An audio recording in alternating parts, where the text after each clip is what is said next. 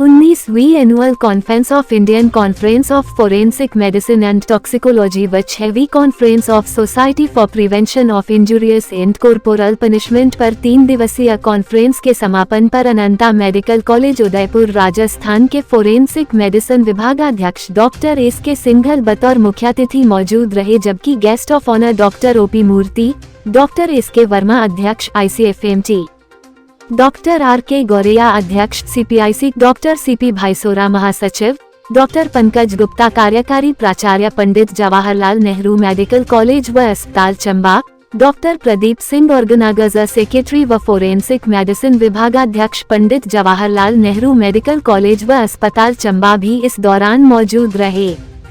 इस दौरान doctor Akhilesh Pathak, professor and head AIIMS Bathinda ने क्राइम अगेंस्ट एल्डर्स पर, डॉक्टर CP भाईसोरा प्राचार्य GMC अल्मोड़ा UP ने role of consent in medical practice पर तो डॉक्टर स्मारिका दाहल नेपाल से ऑनलाइन तकलीफ mass disaster and odontologist perspective पर तो doctor Mukesh Yadav principal Rani Durgavati medical college Banda UP ethics in medical practice पर तो doctor Priyaranjan Avinash associate professor psychiatry HIMS Dehradun ने A to Z mental health care पर तो doctor Anupama Raina scientist AIIMS new Delhi ने फोरेंसिक DNA प्रोफाइलिंग पर अपने अपने शोध पत्र पढ़े।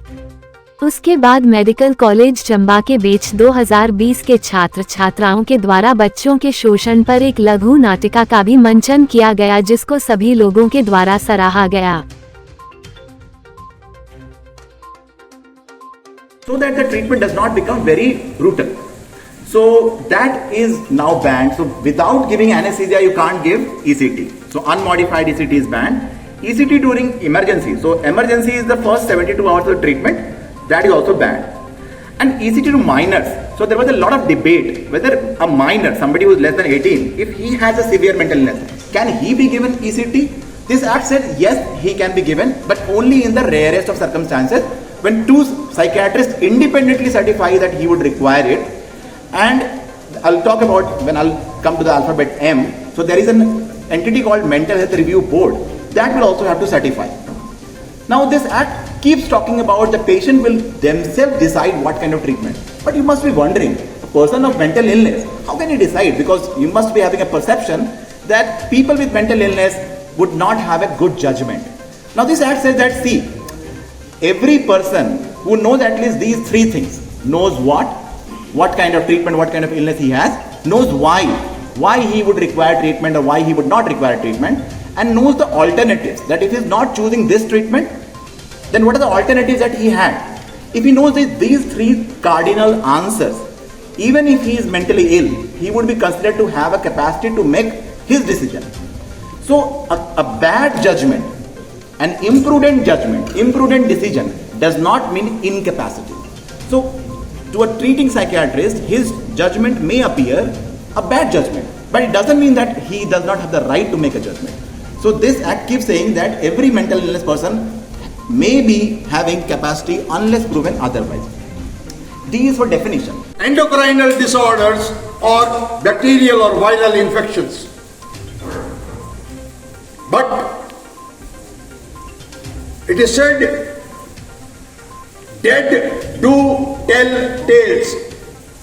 Therefore, a careful autopsy undertaken and the aid taken of the various investigative agencies, histopathology, chemical analysis, and microbiology can help us arrive at the conclusions in majority of the cases.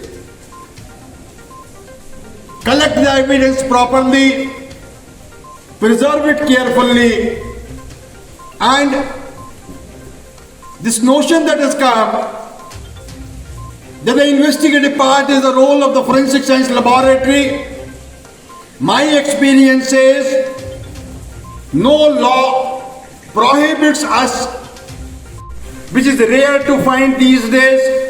Rather you find we teachers discussing that the students have changed.